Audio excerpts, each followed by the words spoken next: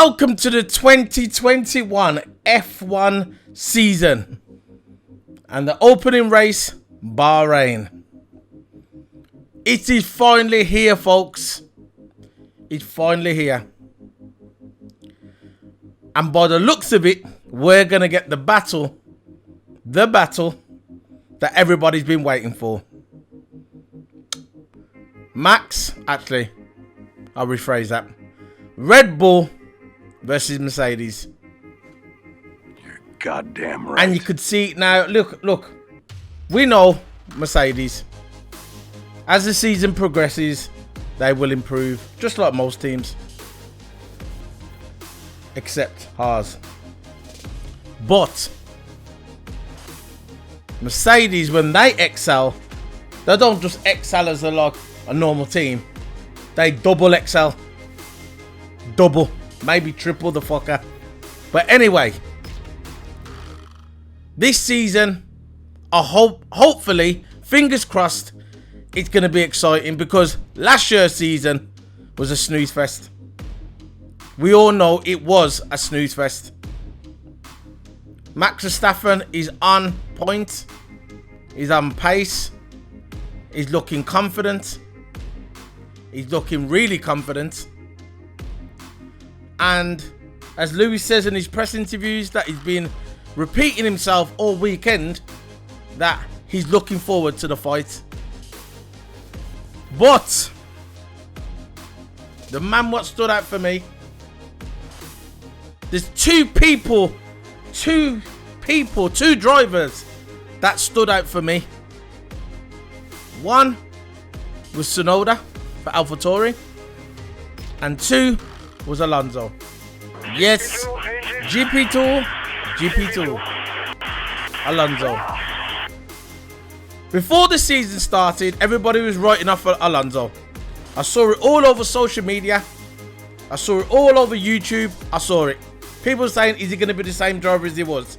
Michael Schumacher took a couple of years. Well, Michael Schumacher took about 4 years off, maybe 5. And then when he come back, he wasn't the same driver. Yeah, because the car he did come back to, the Mercedes, at the time, was dog shit. But Alonso only had about 2 years off. And he wasn't just sitting at home on the couch, drinking Coca-Cola, eating a bag of chips. No. What he was doing, he was competing in Le Mans. He was competing in the Indy 500. He was always keeping active. And he was only out for 2 years. I know F1 moves fast. Technology, regulations, rules, cars. I know it moves fast just like that. 2 years seems like 5 years in normal disciplinary. Like in GT racing, if you have 4 or 5 years of GT racing, that's like 1 or 2 years in Formula 1. That's how quick Formula 1 move. Fast. But Alonso, he still got it, boy. He's still got it. He's still the samurai. He's still one of the greatest drivers around today. Alright, he ain't got the best car at the moment. It's a decent car. But you know, Alonso, that go back to my point what I said on my previous reviews. 2010, 2011, 2012, that car, the Ferrari car that Alonso was driving, weren't supposed to be on the grid, weren't supposed to be on, not even in the top 3, but Alonso put that car on the grid in top 3, top 4. Alonso even won races with that car. Who remembers that one in Valencia in Spain, where Alonso won it with that Ferrari? He weren't even, alright, and look, we know a lot of cars broke down in that race, but Alonso still put the car and he still won the race. He was one of the best grids. I remember it was Alonso, Schumacher and Kimi. Old rivalries. So Alonso, the samurai, to me, probably one of the greatest drivers on the grid today, him and Hamilton. We know how talented Max is, and to me you got to throw in Perez as well. But anyway, let's get back to this qualifying. The qualifying was amazing. Deep down in my heart, I thought to myself, when I saw practice 3 today, I didn't watch all of it, I caught the last bit. When I watched practice 3 today, and Max got the fastest lap again, and it was the fastest in practice 1, 2, and 3, I knew he had something. Because usually, Mercedes, they won't get the fast. Sometimes if they don't get the fastest in practice 1 or 2, 3, they'll show the stuff. At least one of them. If it's not Hamilton, it'll be Bottas. It will be Bottas. But Max again on top. Then I thought maybe he's going to show it in qualifying. He did show it in qualifying for a little bit, Mercedes. But Max always had the measure of him. All weekend so far, Max is at the measure of the Mercedes. Bottas was looking good yesterday. Today he was looking a little better. He was complaining yesterday. He said the car was undrivable. But today, he was saying that the car's a little bit better. He said he's angry because he's not P1. The commentator was saying, come on, you must be happy with that. You in Q3. I mean, you in P3. And he goes, yeah, but it's not P1, is it? Exactly. And you can see Bottas is upset. The Red Bull just got it. At the moment, Red Bull is the best car. I thought in practice session, I thought in winter testing that Mercedes was sandbagging. Listen, last review I done, it was a flaming tarmac. And I said that the Mercedes car are sandbagging. I honestly thought, I admit it. I done a video on it. I admit, like I said, look. If I say something, yeah, and I'm wrong, I'll be the first person to say it, and I'm saying it now. I was wrong. I thought Mercedes was sandbagging. And by the looks of it, they're not sandbagging. It's the fact that Red Bull, I've got the measure of them for now.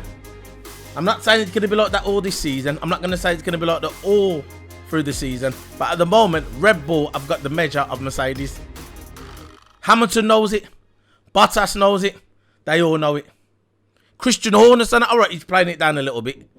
But that's what you've got to do is the team principle. You've got to play it down. You don't want to can't say, yeah, I'm the best, I'm the best, I'm the best. I'm the fastest now. And then when it gets to the next race, you lose. Because that's like having egg on your face. This is why, look, the psychology game begins now. It began a bit in winter testing and a little bit in practice. You could see it was coming to the surface, but now it's fully out there. And the games are beginning. It's TOTO versus Christian Horner. It's Hamilton. No, it's Mercedes versus Red Bull. And that's it. And that's the way it's going to be at the moment. But like I said, this is the first event of the season. It's a long season ahead. I think it's 23 races. The longest ever Formula 1 calendar. So there's a lot of... There's a long way to go.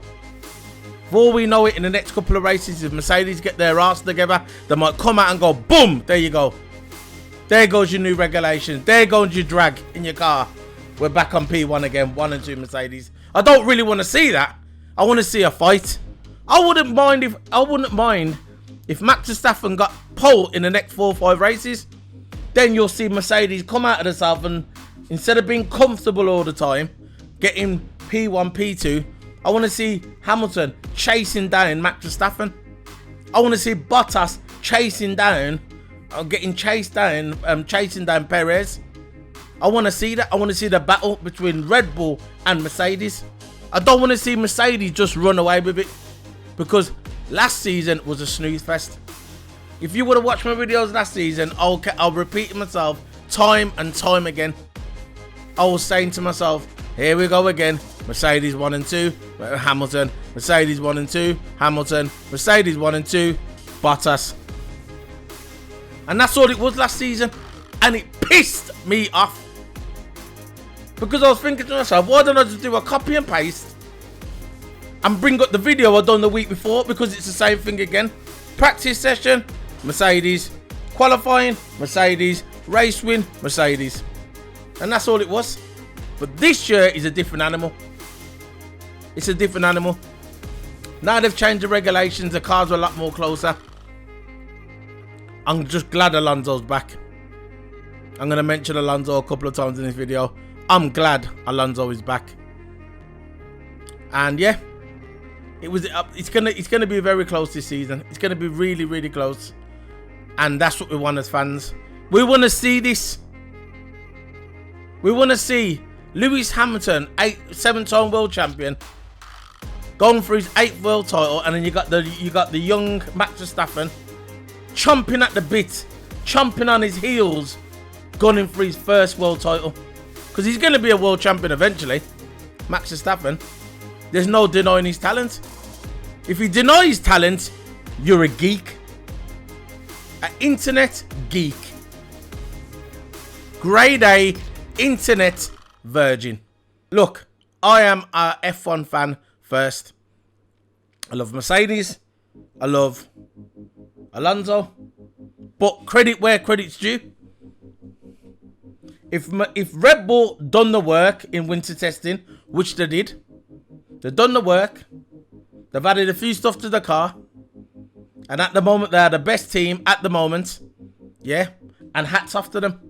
You have to, as a fan, as a true fan of this business, you've got to take your hat off to Red Bull. Because Christian Horner never let it go. He never let it go. He was like a dog with a bone. There's no way he was thinking, all right, Mercedes, you got me now, but I'm coming back next year. Red Bull, Christian Horner will not quit until he wins his 5th world title with Red Bull. He won't quit. I could see TOTO quitting before Christian Horner. Trust me. But yeah, it was a good qualifying. I haven't said that in a while, and it was a good qualifying. And it seems like to me, I don't know if it's the way Formula 1 set up now with the new regulations. But for me, when I saw the qualifying, it only seemed like some teams were only doing 1 lap. It was like 5 minutes towards the end, and some of them didn't even do a lap yet. But anyway, let's go. Q1 started. Right? Now, I'm not even going to get into the Mazepin story. If you know my opinion on the Mazepin story, I don't give a shit. I've done a video previous on it, why it should be in F1, whatever. It's on my YouTube channel. If you follow me, subscribe to me, whatever, you'll see it on there. Done, buried. He's in Formula 1 now. So, and that's it. So, Q1, Mazepin spins. Right, now. Look, he's a rookie. Right? This guy has come from Formula 2. And he's coming to Formula 1. Yeah. And he's got a teammate, Michael Schumacher's son, Mick Schumacher. He's coming to this qualifying session. And it's his first qualifying session. And he spins. But he was more than once. So, he's a little bit heavy on the throttle. Coming around the corner. You know when you play F1 2020. And you take all the traction off. And then you hit that corner. You just want to put your foot down. Boom! And then you just spin. That's what Mazepin did today. No embarrassment. He's in the worst car on the grid. I think my car outside could beat that. I reckon my friend down the road who's got a 1980s Mini would probably beat that Haas car. But Mazepin spins in his car. That's it. He's got nothing to lose. The car's dog shit. He's never going to get pole. He's never going to win a race with that car. He's always going to finish last. He's going to be the Haas car. Is the Williams car from last year and the year before. That's what the Haas car is. So whatever happens, if he finishes above last, it's a bonus for Haas. We all know the story with Haas. They haven't improved their car. They haven't upgraded the car. The car's the same car as last season. So basically, it's like them taking a year off and they're concentrating more on the 2022 car. So Mazepin spinning, wasn't surprised by that. Now, Tsunoda in Q1 was amazing. Now, he got the fastest lap at one time. I think he was first or second. And Anthony Davidson from Sky Sports, he's followed this guy's career. Yeah, from when he was in the early years of his career, the junior days. And he says, Anthony Davidson, he's the sim driver for Mercedes. He said that he could be the best Japanese driver they have ever had. Yuki Tsunoda. He was good in Formula 2, but when I saw him, he's fast. I think he's the shortest guy in the grid as well. But Yuki, look, the guy's he got the fastest lap. Yeah, in Q1, and then I think Max Verstappen took him over, and Max Verstappen got the fastest lap in Q1. So yeah, Max Verstappen. Yep, and that was it. That was at the beginning of Q1. So he's already showing promise. That is a good investment for AlphaTauri for Honda, and that's it. He's a good driver, and I'm looking forward to seeing his progress this season, Tsunoda. It's going to be a very interesting battle between him and Gasly. So, towards the end of Q1 again, Mazepin spins again. Like I said, done it twice. And at the end of Q1, you had Max Verstappen, second Tsunoda, third Hamilton, and at the bottom, you had Vettel, Schumacher, and Mazepin. Like I said before, not long ago, Haas have got the worst car on the grid. So, seeing Haas go out in Q1 is not really surprising, is it? If you think Haas is going to get into Q2, you're watching the wrong sport. But anyway, the biggest shock for me was Vettel. Vettel got compromised by Sainz's spin. He spun at the end of Q1. He brought out the virtual safety car, and I think it was the flags, and it compromised his lap, so he went out.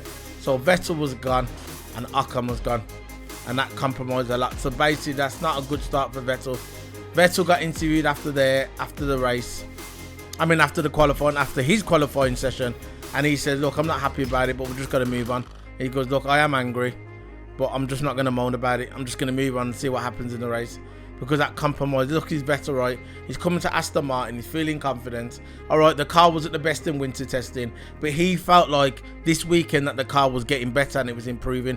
And it was improving, but when he got to Q1, the virtual safety car, the flag came out, because the Sainz spun, he compromised his lap and Ocon, and he's gone. It can happen just like that. It's just like Hamilton. Hamilton could not do a whole lap for the whole of Q1. At the end of Q1, he's thinking, right, I'm going to do a flying lap. Someone comes off, yeah, and that's his lap gone. And that's how it goes. That's Formula 1. But Alonso, he was 7th, man. Alonso got into Q2 with that car. Imagine what the car's going to be like next year when the regulations completely change and they got the new cars, the new cars, new engines, whatever. Yeah, and that's why Alonso went there. Because there's rumours going around now that the Alpine are going to be great next season in the new regulations. That's probably why Alonso went there. And Alonso's a great driver. To me, one of the greatest drivers ever to race an F1 car.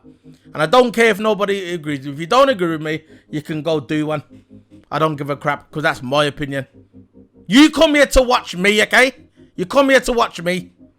And if you don't like my opinion, go take a walk. Go take a walk. Because I'm not interested, okay? Not interested. I know there's a lot of Alonso haters out there, right? Geeks. You know nothing about Alonso. They probably started watching Formula 1 a couple of months ago and they look at him, oh, don't like Alonso. Because the internet is saying they don't like Alonso.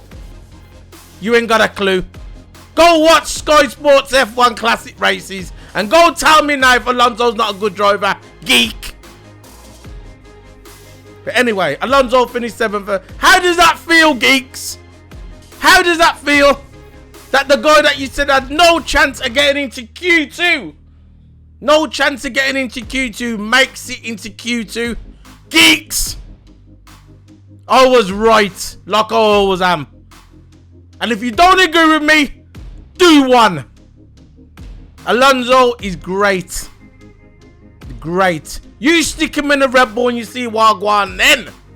Stick Alonso in a Red Bull. And you see what happens then. Geeks. Know nothing about F1, man. You come out, you make your stupid YouTube channels. You make your stupid Twitch channels. You think you got it all sorted. But you haven't. You know nothing, okay? Geeks. Geeks. You know nothing. I was right and you was wrong. Ha! I'm always right. I'm the best at this, okay? I am the best at this. I might not have 2,000 subscribers like I told you last year. I might not have whatever. But I'm right. I'm not going to sit on the fence for nobody. If you want the blatant truth, the truth, you come to my channel. And I told you geeks over the winter testing, that even before the winter testing, that when Alonso comes back, he's going to do some damage. And all you geeks online will say, nah, he's lost it. He's not going to get anywhere. And what happened? Geeks! There you go. There's my rant for the day. Sainz's basically he spun, compromised Vettel's lap. He knew what he was doing, by the way. Anyway, we're going up there now.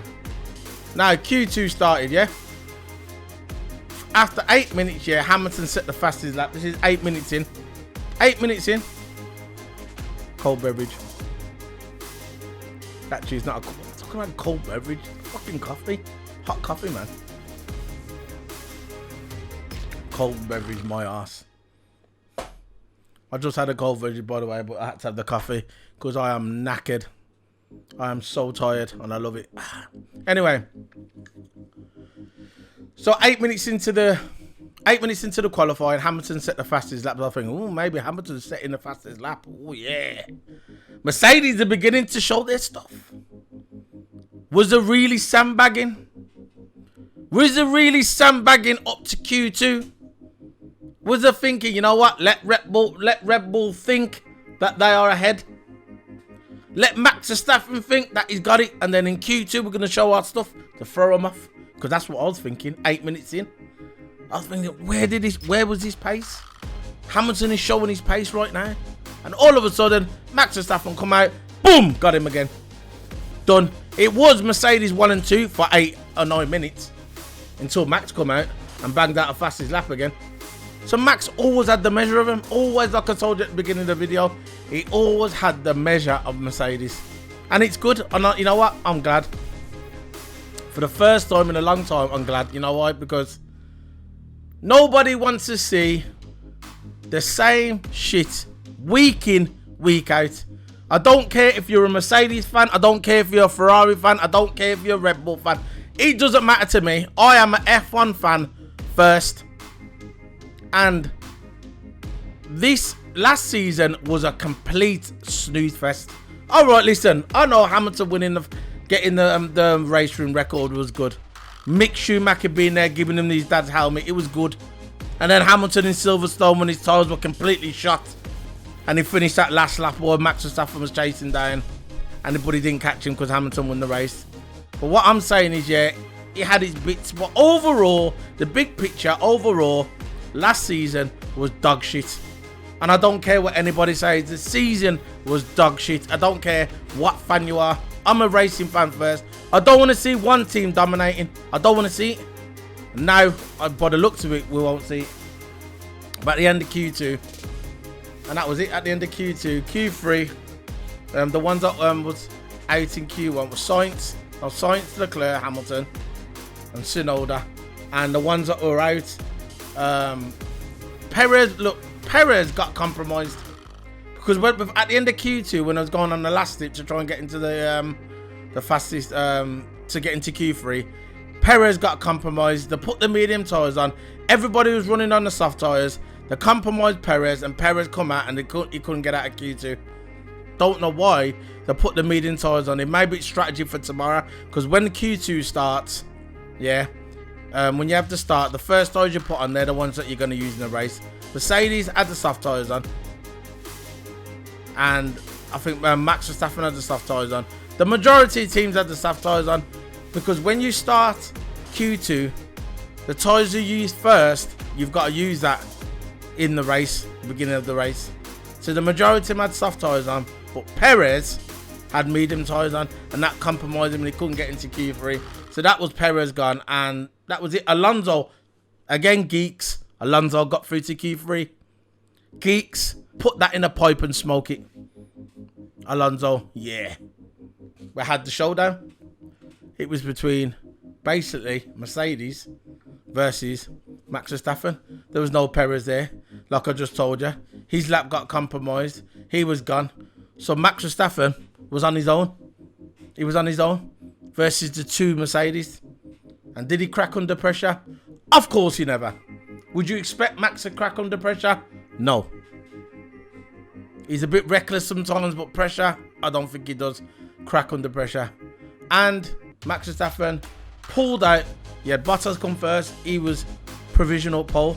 Then you had Hamilton. Now Hamilton went first. He got provisional pole. Bottas went first. Provisional pole. Hamilton second, he got the pole, and then Max Verstappen come along, banged out a lap and got P1, and that was it. It was over. Max Verstappen got P1, just like the paddock expected to. And then, listen, and another thing with the paddock here. We all know Paul di Resta is a Max Verstappen mark, so I'll excuse him for now, okay? But I'm sick of this thing what's going around now in the paddock, these commentators. Oh, for all the neutral fans, we want to see Max versus Lewis. Shut the fuck up with the neutral thing. Listen, Lazenbury, we all know you want Max Verstappen to whoop Lewis Hamilton's ass tomorrow. Don't make out that it's you are for the neutral fans. We want to see a big fight. Always showing his teeth, drawing his teeth on the TV. That's all you see, Lazenbury, showing his teeth. That's all he ever does. Grin, showing his big chappers. So don't come out and say, oh, for the neutral fans. That's the new line that they brought out this year. The commentators of Sky Sports. Button says it. Brundle says it. Lazenbury says it. They're all saying it. For all you neutral fans out there, you want to see Max Verstappen take it to Lewis. No, idiots. You want to. You. Don't put words in the fans' mouth. You do. You. So at the end, you had Max Verstappen, Lewis Hamilton second, and Valtteri Bottas third. Charles Leclerc fourth. You know what, Ferrari? Hats off to Ferrari, I've got to say. Ferrari are showing some pace. Compared to where they was last year to this season, they are showing some pace. And I've got to admit, hats off to Ferrari. I'm not the biggest Ferrari fan, but hats off to Ferrari, because you got that car that was undrivable last season, and now you come into this season and you are showing some serious speed. Hats off. Respect. So yeah, you know the format I usually do at the end of the review, which is finishing now. I have the interviews of the top three, and at the end I'll try and get the poll up in for you. So at the moment now, the first interview is Valtteri Bottas. I'm going to put it over now and show you guys. Hello Valtteri, the car has had massive improvements since testing. How hard were you pushing today to come up with P3?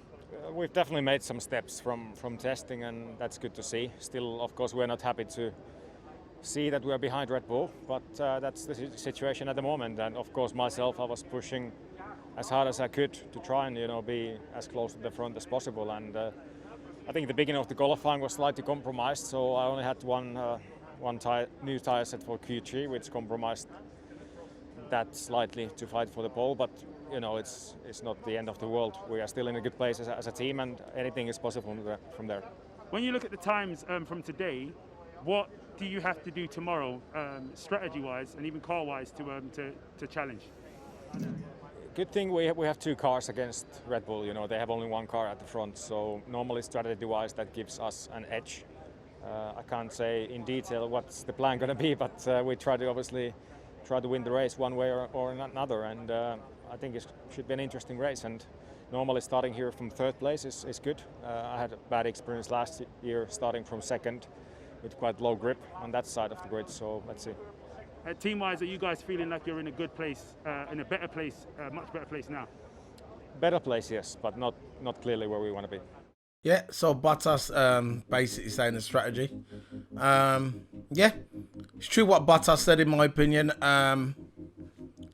At the end of the day, Max is in pole. Congratulations to Max Verstappen. Deserved. He was the best in practice, and he was the best in qualifying, and the best should be on pole.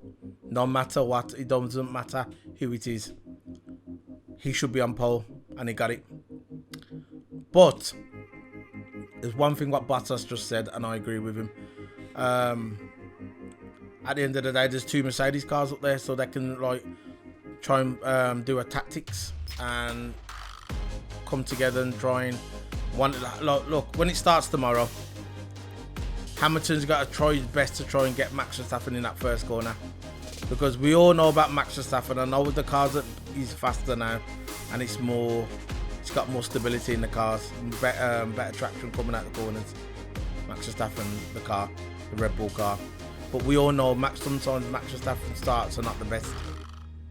So if somehow tomorrow Max Verstappen has a bad start and Lewis can jump him, and then Bottas can just sit behind Max Verstappen and pressure him or whatever, and then Lewis is in front, that will obviously help Mercedes. But it's one of them. If Max Verstappen has a bad start, we don't know.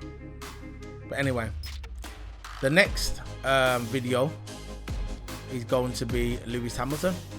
He got second place. Finally, the proverbial gloves are off. We got to see Mercedes up against Red Bull. Did that go just as you thought it would? I don't know. I think when the qualifying session started, I was like, okay, wow, I'm really happy with the balance change that I made. And then in Q2, we looked really close, and I was like, wow, maybe it's closer than I thought. And geez, maybe we have a chance here. And I gave it everything. And just at the end, I don't know where that time came from that he did, but they clearly still have a good chunk of time on us. And but still to be there in the fight, we can still fight from second place. Absolutely. It shows how much the car has moved on and has improved since testing. As you said, do you think you have a realistic chance tomorrow to push them and go for it? I'm gonna give it everything to try and push them. I think they might still have a bit of an edge on the long run. But anything can happen at the start, and so I'm gonna be pushing him as hard as I can. It's tough here with the wind, but hopefully, I hope we have a chance tomorrow of some sort. Absolutely. A lot of your fans love you being the hunter as well, so it would be good to see you out there. Yeah, I love being a hunter, so it's good. Thank you. So Lewis Hamilton saying he loves the fight. Yeah, I want to see Lewis chasing Max Verstappen down. I don't want to just see Lewis get in front. I don't want to see Lewis, week in, week out, like I said, getting pole and just cruising out in front, no challenge. We don't want to see that as racing fans. We want to see our heroes, whoever it is. It could be Max Verstappen, Daniel Ricciardo, Alonso. It doesn't matter. We want to see our heroes chasing the guy down, whoever it is, whoever the guy is in front. And by the way, by that interview, I know this guy, the guy who's interviewing Hamilton. I'm glad that F1 is showing are taking this diversity thing serious. I noticed there's a few people, new faces around the paddock. I can see Buxton. He's got a third person with him now.